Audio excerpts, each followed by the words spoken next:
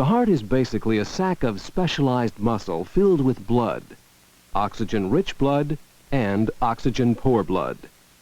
Connected to these chambers are the largest blood vessels in the body.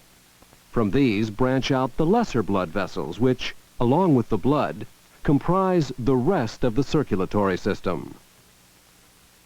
The heart powers the circulatory system.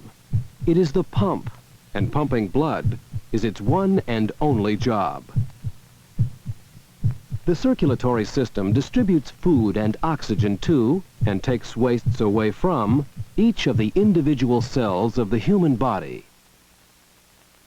The blood vessels reach these cells by branching out into capillaries, the smallest and most plentiful blood vessels.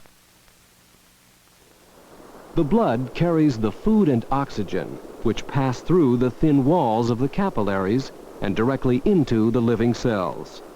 At the same time, wastes from the cells pass back into the capillaries.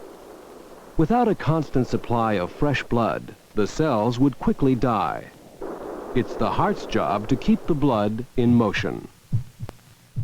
The walls of the left ventricle have much more muscle than those of the right ventricle.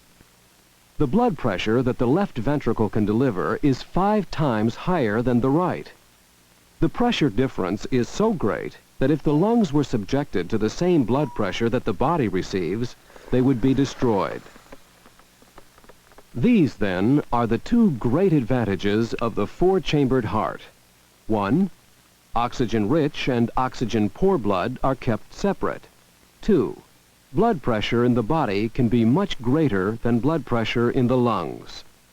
Let's follow the pathway of the blood through our circulatory system, identifying the major blood vessels connected to the heart. Let's start in the right atrium. Here, the oxygen-poor blood is pushed into the right ventricle. It's then pumped out of the heart into a short, thick artery called the pulmonary trunk, which branches into the 2 pulmonary arteries. The right pulmonary artery carries blood to our right lung. The left pulmonary artery carries blood to our left lung. Inside the lungs, the arteries branch out, ultimately leading the blood through capillaries. Here the blood picks up its cargo of oxygen. The capillaries then join into veins. Finally, the oxygen-rich blood exits the lungs in the right and left pulmonary veins. There are 4 of them, 2 from each lung. These 4 pulmonary veins connect to the left atrium, which pushes the blood into the left ventricle. The left ventricle pumps the blood out into the aorta. From the aorta, the blood is channeled through smaller arteries which branch throughout the body, ultimately leading to the capillaries, where the blood loses its cargo of oxygen and picks up carbon dioxide and waste. While in the capillaries, the blood will also pick up and distribute food, hormones, and other substances. From the capillaries, the oxygen-poor blood travels through veins which lead it into the 2 largest veins in the body, the superior and inferior vena cavas, which connect to the right atrium. Bringing us back to our starting position. The blood passes through the heart twice during each complete circuit, once through each side of the heart. Now let's put the lungs and heart back into the body and take a look at the vessels in their correct position. Notice how the aorta forms an arch over the heart. One feature that most pumps have in common is valves, which keep the liquid flowing in one direction. The heart is no exception. Each chamber is followed by a valve, which prevents the backflow of blood. The valves located between the atria and the ventricles are made up of thick flaps of connective tissue. These are called atrioventricular valves. The valve that separates the right atrium from the right ventricle has 3 flaps or cusps, and it's known as the tricuspid valve. The valve that separates the left atrium from the left ventricle has only 2 cusps, and it's called the bicuspid or mitral valve. The valves that prevent blood from returning to the ventricles are called semilunar valves.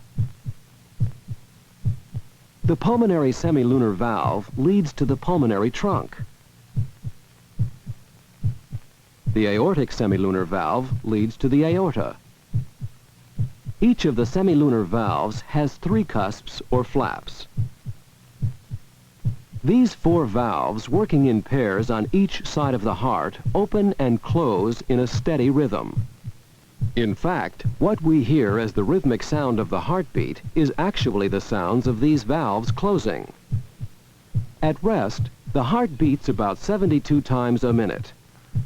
During strenuous exercise, our muscles require more oxygen-rich blood, so our heart will speed up to about 180 beats per minute, and it will contract with more force, increasing the amount of blood pumped by as much as 10 times.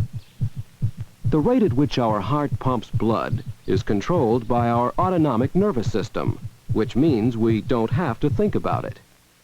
Asleep or awake, our autonomic nervous system is automatically monitoring and adjusting the pumping rate of our heart, matching the flow of blood to our body's needs. Emotional stress can speed up the heart rate by sending out a warning to the autonomic nervous system. The anxiety we might feel about the big race will speed up the heart's pumping long before the race begins. Fear and anger are other strong emotions that can trigger an increased heart rate, as will strong emotions of the romantic sort. This emotional connection is why the heart has become so closely associated with romance. The heart symbol is the symbol of love.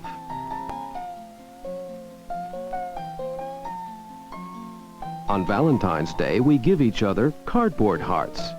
Valentine's cards, as an expression of caring and affection. Our hearts are said to fly like birds with joy, to flutter, to yearn for a loved one. We lose our hearts to others. What? Also, our hearts are said to stop with sudden surprise, or to break, and grow heavy with grief. We have seen that emotional stress can slow down or speed up our hearts, and that it does so because of the monitoring of the autonomic nervous system. But this isn't what makes the heart beat.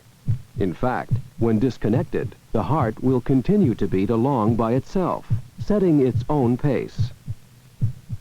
It's the muscle of the heart, called cardiac muscle, that makes the heart beat, and it's different from any other muscle found in the body.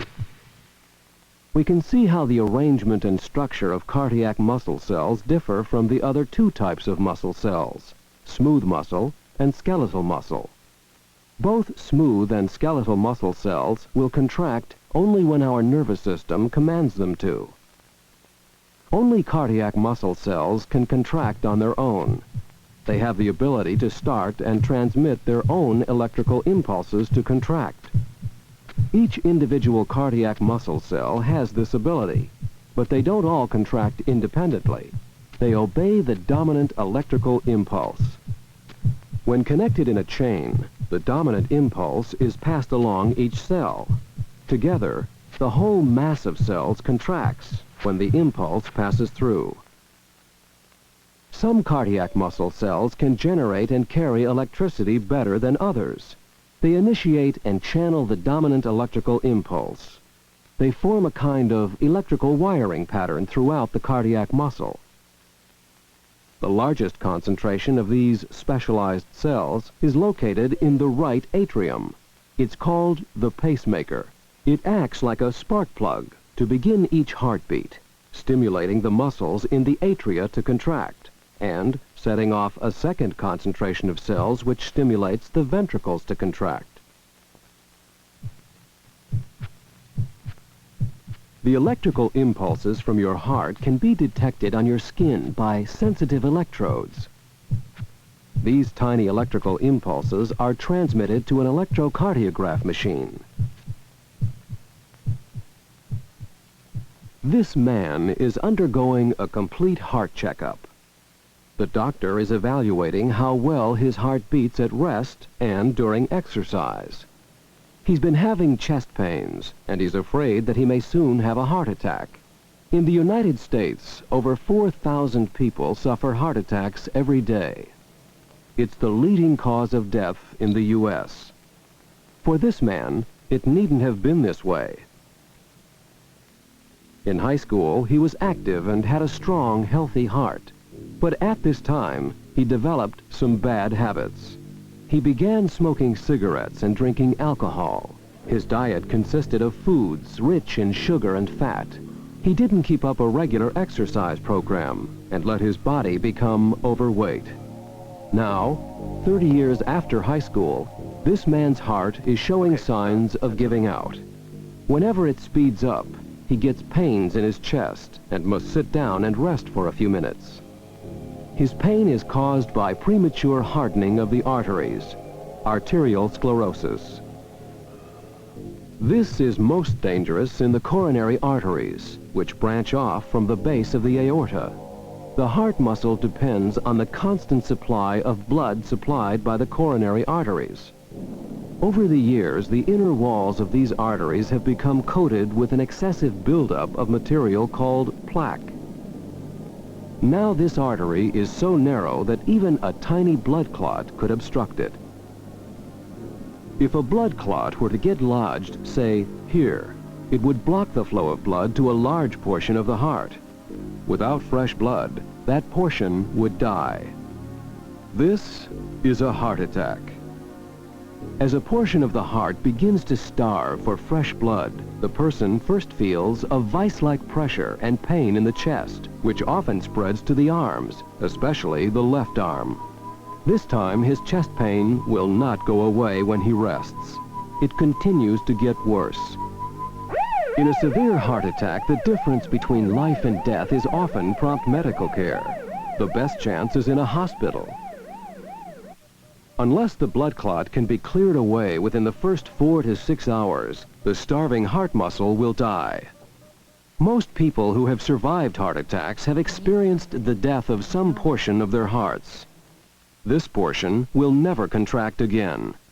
The dead muscle is replaced by scar tissue. Often the scar tissue will interrupt the electrical pathways, causing an abnormal heartbeat. In that case, an artificial pacemaker, complete with batteries and electrodes, can be implanted, giving a timed electrical boost to the ailing heart. Heart surgery has become one of the most exciting areas in modern medicine. This is primarily due to the heart-lung machine. For a few precious hours, this machine pumps the patient's blood, bypassing the heart, allowing the surgeon time to stop the heart and operate on it.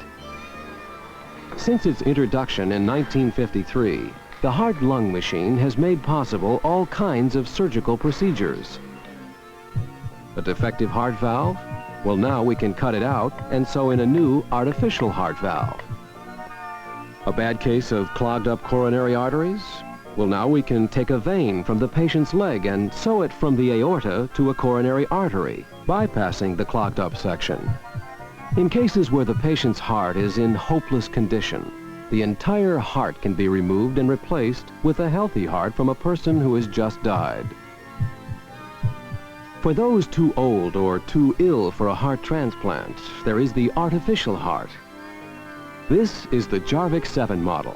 It was first implanted in a patient in 1982. It represents the first attempt at a permanent artificial heart. Unfortunately, heart replacement surgery is far from being a complete cure. Patients who receive these procedures must be under continuous medication and medical supervision. That's why it's so important to take care of the heart you were born with. There is still no replacement that works as well and lets us live our lives with as much promise. The foods we eat, the ways we deal with stress, and the amount of physical exercise we get all affect the health of our heart. Its well-being, and therefore ours, depends on the quality of our lives.